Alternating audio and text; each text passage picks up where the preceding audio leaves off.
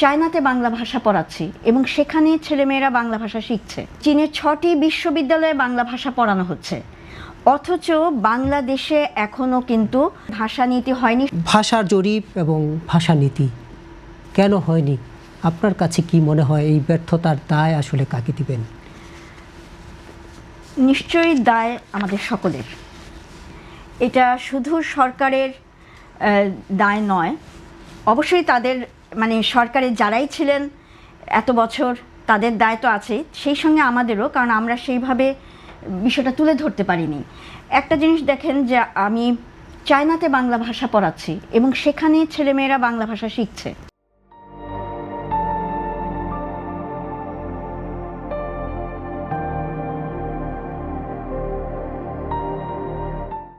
Chinese ছেলেমেয়েরা তারা বাংলা ভাষা নিয়ে চর্চা করছে, সেখানে বাংলা ভাষা নিয়ে গবেষণা হচ্ছে এবং চীনের 6টি বিশ্ববিদ্যালয়ে বাংলা ভাষা পড়ানো হচ্ছে, অথচ বাংলাদেশে এখনও কিন্তু পিনু ভাই যেটা বললেন যে ভাষা নীতি হয়নি, শুধু তাই নয়, সর্বস্তরে বাংলা ভাষা চালু করার জন্যই কিন্তু সেই দাবি নিয়ে 21শে ফেব্রুয়ারি সেই দাবি নিয়ে আমাদের ভাষা আন্দোলন, অথচ আমরা এখনও কিন্তু বাংলা ভাষাকে সেই মর্যাদাটা দিতে পারিনি। এটা আমাদের প্রশাসনিক ব্যর্থতা, এটা আমাদের সামাজিক ব্যর্থতা এবং আমাদের মানসিক ব্যর্থতাও।